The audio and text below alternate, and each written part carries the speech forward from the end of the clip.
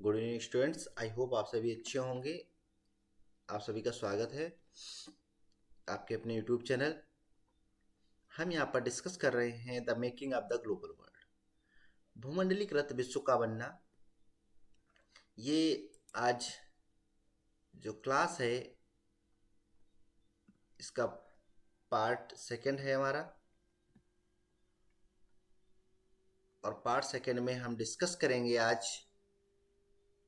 जब फर्स्ट हमने डिस्कस कर लिया था कि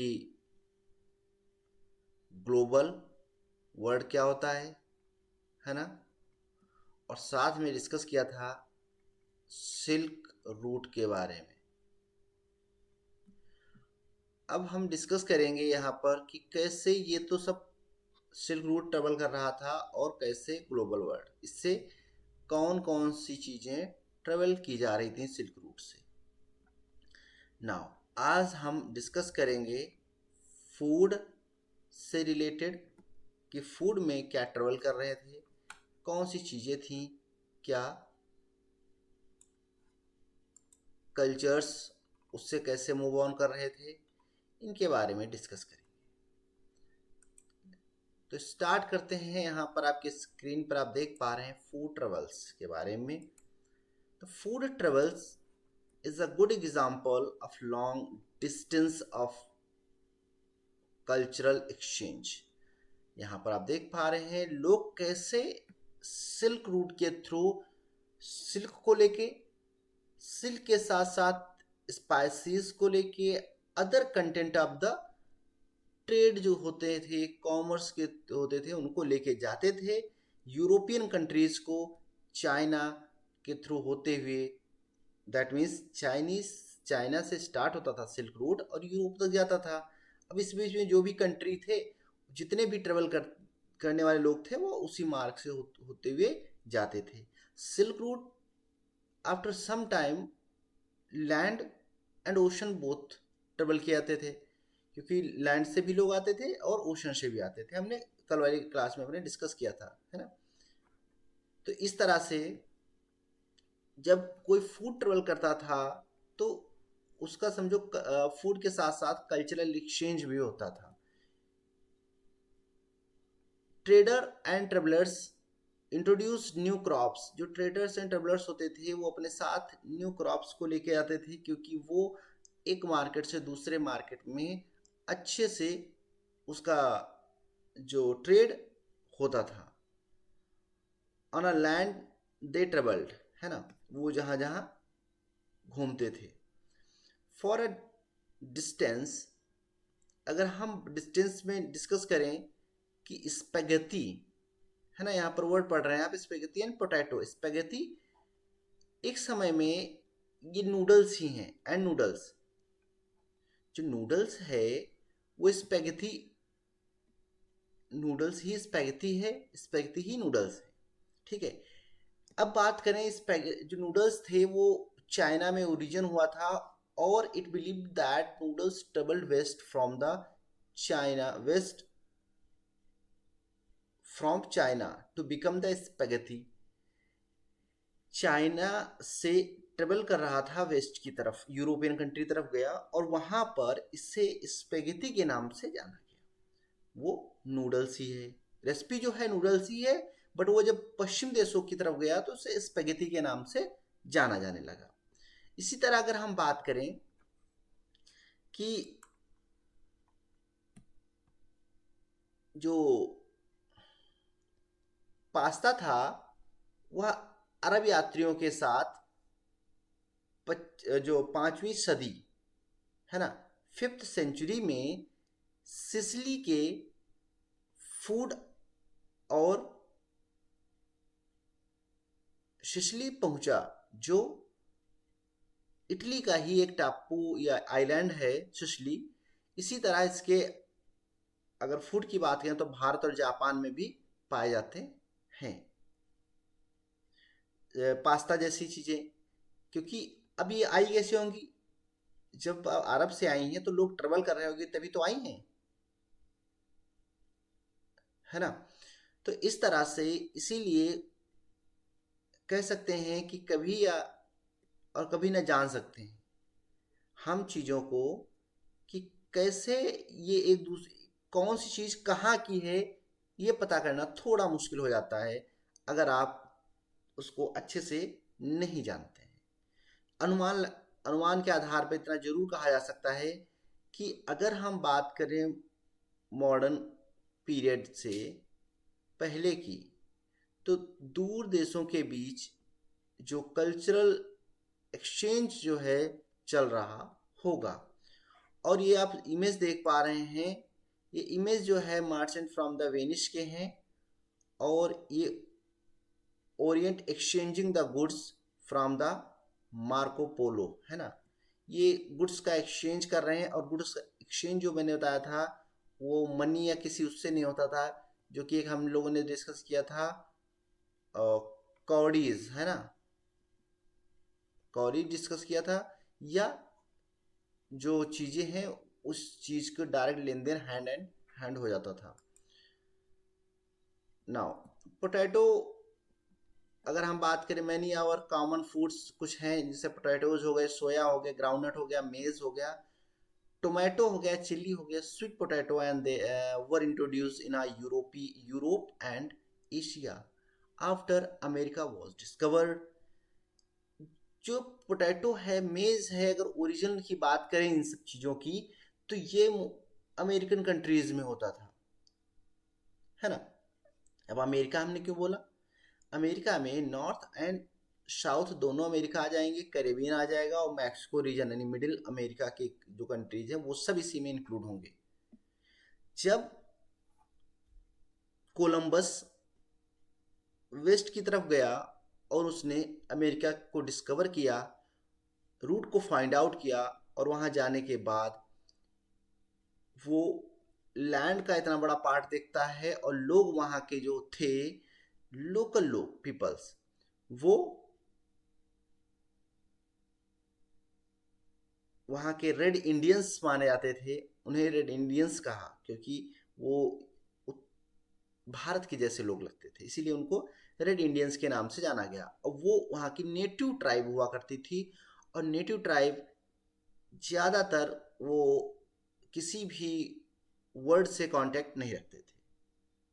तो ये लोग वहाँ पर पहुँचे, और जाने के बाद वहाँ से पोटैटो, टोमेटो और मेज़ ही जैसी चीज़ें लेके यूरोप पहुँचे, और यूरोप में उस समय पर काफ़ी प्रॉब्लम्स चल रही थी, पॉपुलेशन बढ़ रही थी, और पॉपुलेशन के साथ साथ रिलीजियस और अदर जो अनएम्प्लॉयमेंट जनरेट हो रहे थे, लोगों के पास खाने के लिए चीज़ें नहीं थी, तो यहाँ पर मेज़ एंड पोटैटो ने काफ़ी हेल्प की थी।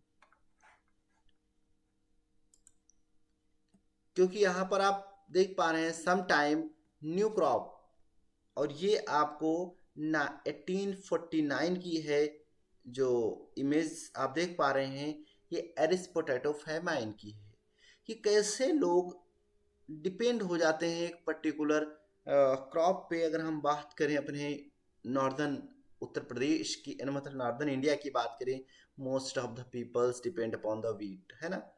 तो वीट एंड चावल, राइस जो होता है उस पर डिपेंड करते हैं, और वही उनका मेन जो फूड का, और इंडिया में भी पोटैटो लाइक करते हैं लोग, है ना, कुछ और नहीं।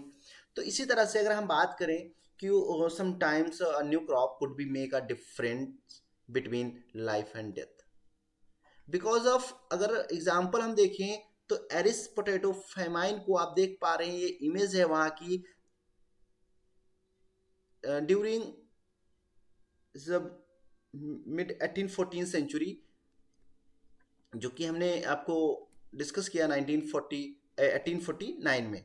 वहाँ पर एक क्या था, फेमाइन आया हुआ था, और उस फेमाइन में वहाँ डिजीज लाइक दैट फैल गई थी। तो इससे क्या हुआ था, वहाँ की जो पोटैटो क्रॉप्स थी वो डिस्ट्रॉय हो गई थी, और डिस्ट्रॉय होने के साथ ही वहाँ के जो अप आयरलैंड के जो पुअर पीजेंट्स लोग हुआ करते थे, वो most of the depend potato पे ही हुआ करते थे। इससे अब क्या हुआ, वहाँ पर पोटैटो उनके जीवन के लिए एक लाइफ और डेथ का जो कारण बन गया।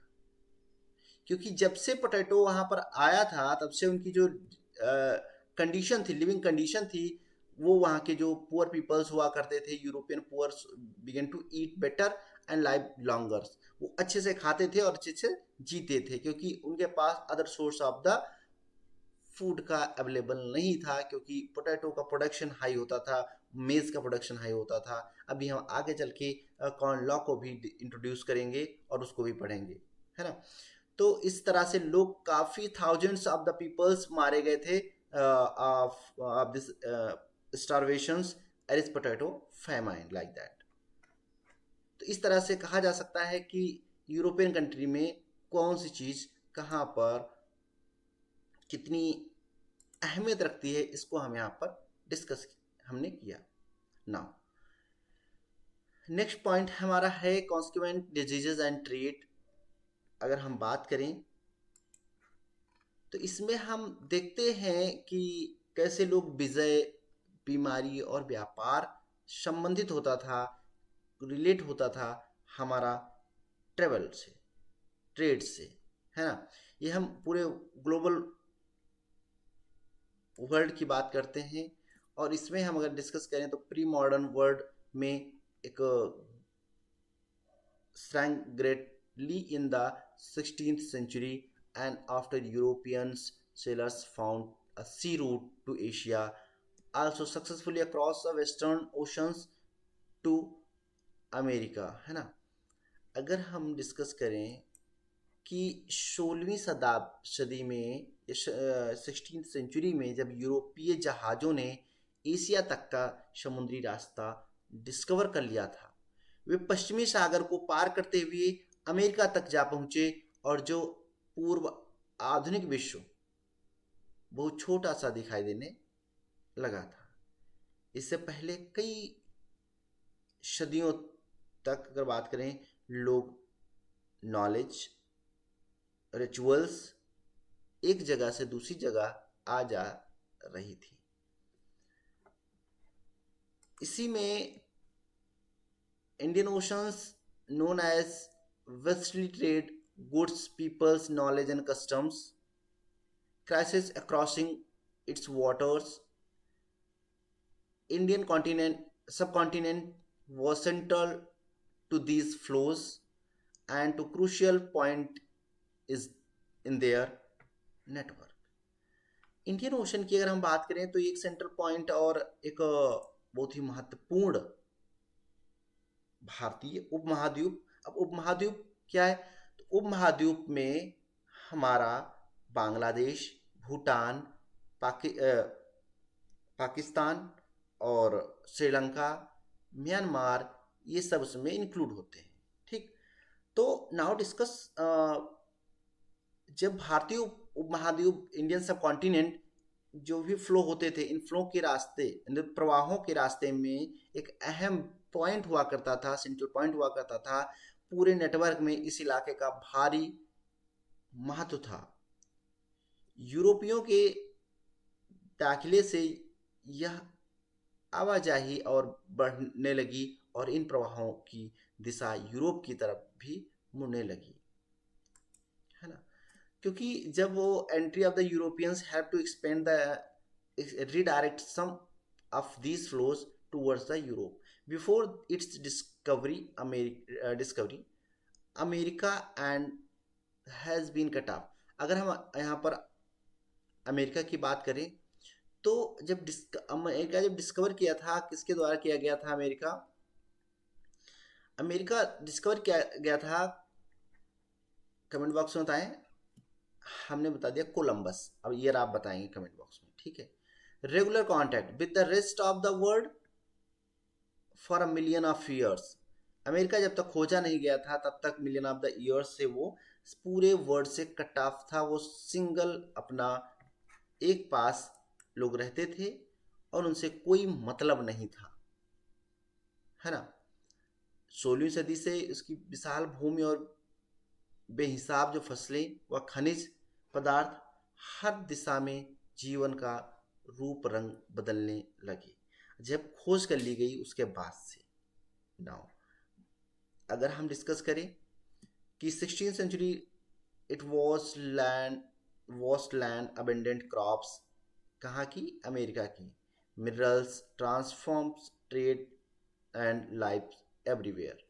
Now precious metals, particular silver from a mine located in a present day Peru and Mexico, enhance the Europeans' wealth and enhance its trade with Asia। आज पेरू और मैक्सिको में मौजूद खानों से निकलने वाली कीमती धातुओं, खासतौर से चांदी, ने भी यूरोप की संपदा को बढ़ाया और पश्चिम एशिया के साथ होने वाले जो उसके व्यापार को गति प्रदान की गई।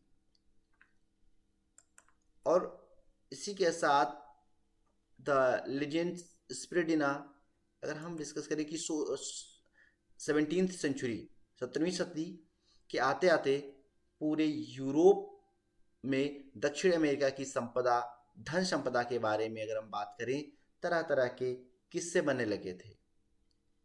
इन्हीं किंवदंतियों की बदौलत, है ना, जो एक किंवदंती की बात करते हैं या जिसे हम मैनी एक्सपीडिशंस सेटअप जो किए जाते थे उनकी हम अगर बात करें तो वहाँ लोग एल्डोराडो को सोने का शहर मानने लगे थे और ये एल्डोराडो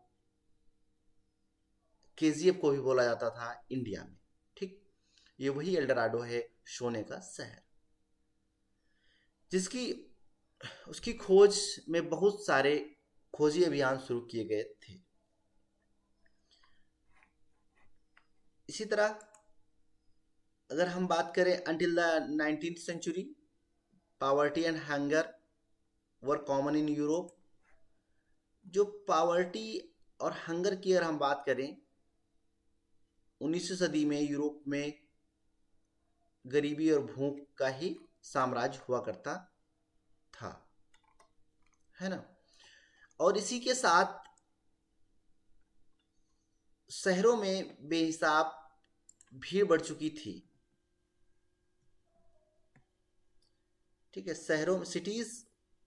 शहरों में बेहिसाब भीड़ बढ़ चुकी थी और वहाँ पर डेडली डिजीजेज जो हैं वाइड स्प्रेड हो रहे थे, बढ़ रहे थे, जो खतरनाक जो जीव होते हैं, मतलब जो बीमारियाँ होती हैं। रिलीजियस, वहाँ पर जो धार्मिक आपको कॉन्फ्लिक्ट देखने को मिल जाते और वहाँ पर लोग एक प्लेस से दूसरे प्लेस पर जाने के लिए बेताब हुआ करते थे, क्योंकि यूरोप में धार्मिक टकराव हो रहा था और धार्मिक असंतुष्टियों को कड़ा दंड दिया जाता था। अब असंतुष्टि का मतलब ये होता है जो विश्वास, बिलीफ जो थे उनको स्थापित किया गया, उनको ना मानने वाले लोग थे जो नहीं मानते थे। ठीक है, इस वजह से हजारों लोग यूरोप से भागकर अमेरिका चले गए। इसी क्रम में जब 18th सेंचुरी आया, थाउजेंड्स ऑफ पीपल अमेरिका निकल गए। और जब 18वीं शताब्दी की अगर बात करें, उसी समय लास्ट पॉइंट है हमारा कि अमेरिका में अफ्रीका से पकड़कर लाए गए जो स्लेव्स को काम में लगा दिया जाता था। यूरोपीय बाजारों के लिए कपास और चीनी का उत्पादन करते थे। ये वहाँ के लोगों का काम बन गया था, है ना। नाउ अगर हम बात करें कि पुर्तगालीज एंड स्पेनिश जो थे वो कॉन्क्वेंस द कॉलोनाइजेशन सेंचुरी, यूरोपीय और जो यूरोप में पुर्तगाली की अगर हम डिस्कस करें, पुर्तगाली और स्पेनिश लोग, ये लोग सेना के लिए जो विजय, वहाँ पॉइंट लिखे हुए हैं, ठीक है, सामने आप देख पा रहे हैं। तो स्पेनिश सेनाओं की विजय का जो सिलसिला शुरू हो चुका था, लेकिन उन्होंने अमेरिका को उपनिवेश बनाना शुरू कर दिया था। यूरोपीय सेना केवल अपनी सैनिक ताकत के दम पर ही नहीं जीती थी। स्पेनिश विजेताओं विजेताओं की बात करें, सबसे शक्तिशाली हथियारों से परंपरागत किस्म का सैनिक हथियार तो कोई था ही नहीं। उनके पास एक जो परंपरागत रूप से अगर हम बात करें तो ट्रेडिशनल हुआ करता था, यह हथियार था उनका चेचक, है ना, चिकन पॉक्स जिसे कहते हैं। और जैसे कीटाणु थे जो स्पेनिश सैनिकों और अफसरों के साथ वहां तक पहुंचे, क्योंकि अगर ये बात करते तो इसमें सुपीरियर, लेकिन इसमें चेंजेज हो जाते थे और इसमें प्रॉब्लम्स क्रिएट हो जाती थी फायर वॉर में। अब क्या हुआ कि लाखों सालों से, अगर हम मिलियंस ऑफ द ईयर्स की बात करते हैं, तो पूरे वर्ल्ड से अलग अमेरिका था। और उस टाइम पे लोगों के शरीर में यूरोप से आने वाली जो चिकन पॉक्स की बीमारी से बचने की कोई जो रोग प्रतिरोधक क्षमता नहीं थी, है ना। तो एंटीबॉडी जो बात की जा रही थी, जैसे हम अपने जब कोरोना आया तो लोग कहते थे एंटीबॉडी नहीं है लोगों की, तो इस तरह से नहीं हुई। इसीलिए अगर आप एक से ज़्यादा क्लाइमेट या आप लोगों से मिलते जुलते रहते हैं तो आप में एंटीबॉडी टाइप में डेवलप हो जाती है। लेकिन क्या था यहाँ पर कि जो अमेरिकन हुआ करते थे वो एक पास नहीं थे, तो उनके पास इस वजह से ऐसी चीज़ें नहीं थी, तो इसलिए वहाँ पर ज़्यादा इफेक्टिव साबित हुई और मारक जो थी वो ज़्यादा साबित हुई। एक बार संक्रमण शुरू होने पर, अगर हम बात करें, एक बार इन्फेक्शन शुरू हो जाता है तो वहाँ बीमारी पूरे महाद्वीप में फैल जाती है, पूरे कॉन्टिनेंट में फैल गई। जहाँ यूरोपीय लोग नहीं पहुँचे थे वहाँ भी लोग उसकी चपेट में आ जाते हैं। इससे पूरे पूरे के पूरे समुदाय को खत्म कर डाला और धीरे धीरे बिना हथियार चलाए जो घुसपैठी थे उनकी जीत का रास्ता आसान हो गया, क्योंकि ये लोग मानते थे अगर हम फायर से वॉर करेंगे, है ना, अगर हम सामने से वॉर करेंगे, फायर से वॉर करेंगे, तो वो इतने सुपीरियरिटी से हम वो नहीं कर पाएंगे। और जितनी सुपीरियरिटी से हम स्मॉल पॉक्स या चिकन पॉक्स के नाम से जाने जाने वाली बीमारी से लोगों को मार देंगे एक लार्ज स्केल पे। क्यों? क्योंकि वहाँ के पीपल्स की क्या थी, इम्यूनिटी जो थी वो उस डिजीज के खिलाफ इतनी स्ट्रांग नहीं थी, इसलिए उसे डेडली साबित हुआ यूरोप में। आप देख पा रहे हैं इस इमेज में कैसे लोग पड़े हुए हैं, है ना। तो अब क्या हो रहा था, इस तरह अगर हम डिस्कस करें तो इसमें लोग मानते थे कि अगर स्पेनिश लोग, यदि हम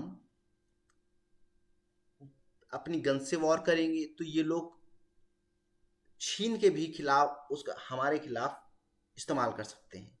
बट स्मॉल पॉक्स या चिकन पॉक्स जैसी बीमारियों के मामले में तो ऐसा नहीं हो सकता था, क्योंकि हमलावर के पास उसके बचाव का तरीका भी था। क्योंकि ये लोग जब लाए थे, अगर हम कुछ ला रहे हैं, फैला रहे हैं, तो सिंपल सी बात है, हम पहले अपने बचाव के तरीके ढूंढ लेंगे। तो उनके पास बचाव के तरीके थे, उनके शरीर में जो इम्यूनिटी थी स्ट्रांग हुआ करती थी और विकसित हो चुकी थी, तो इसलिए उनको इफेक्ट नहीं कर रहा था, है ना। और इसलिए वो उससे डबल क्रॉस फायदा उठा रहे थे। तो इस तरह से हमने देखा कि कैसे लोगों को बिना फायर या गन से वहाँ के लोगों को समाप्त करके कैसे कब्जा कर रहे थे ये लोग, इसे बायोलॉजिकल वेपन्स के नाम से यूज कर रहे थे, है ना।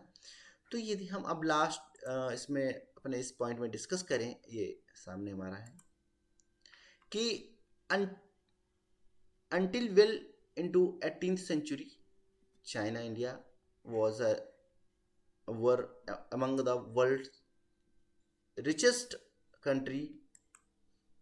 18वीं सदी में काफ़ी समय तक बीत जाने के बाद चाइना और भारत दुनिया के धनी देश में से गिना जाता था, और एशिया व्यापार में भी इन्हीं का दबदबा था।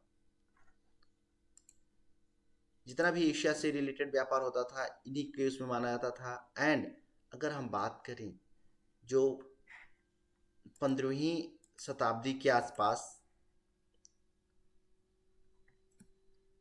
से चाइना ने दूसरे देशों से के साथ अपने संबंध कम करना शुरू कर दिया था, है ना।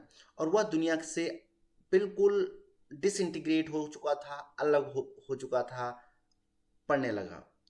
और चाइना की ये जो घटती भूमिका, यानी जो उसका मेन वर्क था कि ये इम्पोर्टेंस जो हुआ करता था मार्केट में, ये इसको घटने लगा जब, तो अमेरिका के बढ़ने के महत्व के चलते विश्व जो, क्योंकि इधर चाइना का जो था, चाइना सबसे अलग होने लगा था, अपनी इकोनॉमी को अलग करने लगा था और डिसइंटीग्रेट होने लगा था most of the part in, that means trade से वो हटने लगा था, ठीक है। और इधर अमेरिका जो था वो राइज हो रहा था, और तो इस वजह से क्या हुआ कि जितना भी ट्रेड का सेंटर था वो ईस्ट से अब वेस्ट की तरफ शिफ्ट होने लगा था। पूरे वर्ल्ड की अगर हम बात करें तो अब यूरोप जो था वो सेंटर बन चुका था ट्रेड का। आप ये इमेज देख पा रहे हैं कैसे लोग ये आए हैं यहाँ पर स्लेव्स को परचेज करने के लिए। ये अफ्रीका जो स्लेव्स फॉर सेल, न्यू ओरियंस, है ना, इसकी बात यहाँ पर इस इमेज में दिखाया जा रहा है है ना। ये एक लंदन की न्यूज एजेंसी ने इसको किया था कि कैसे लोग कतार में खड़े हुए हैं, आप देख पा रहे हैं इधर ड्रेस और उधर दो सब लोग, और गुलामों को गौर से देख रहे हैं कि उधर 4 औरत और लंबी टोपियां वाले 7 पुरुष, मेल फीमेल के साथ साथ 2 बच्चे भी बिकने के लिए खड़े हैं, है ना। अच्छी कीमत पाने के लिए गुलामों को अक्सर बढ़िया जो कपड़े होते थे वो पहनाकर बाजार में लाया जाता था कि अच्छे, जब भाई यूरोपियंस आएंगे, जब अच्छे से डेन पेंट होंगे तो अच्छे से स्लेब्स का रेट भी मिलेगा। Okay, now thank you so much. आज का सेशन यहीं तक, कैसा लगा प्लीज़ कमेंट बॉक्स में ज़रूर बताइएगा और अपने दोस्तों के साथ शेयर करना मत भूलिएगा। नेक्स्ट हम कल डिस्कस करेंगे। Thank you so much.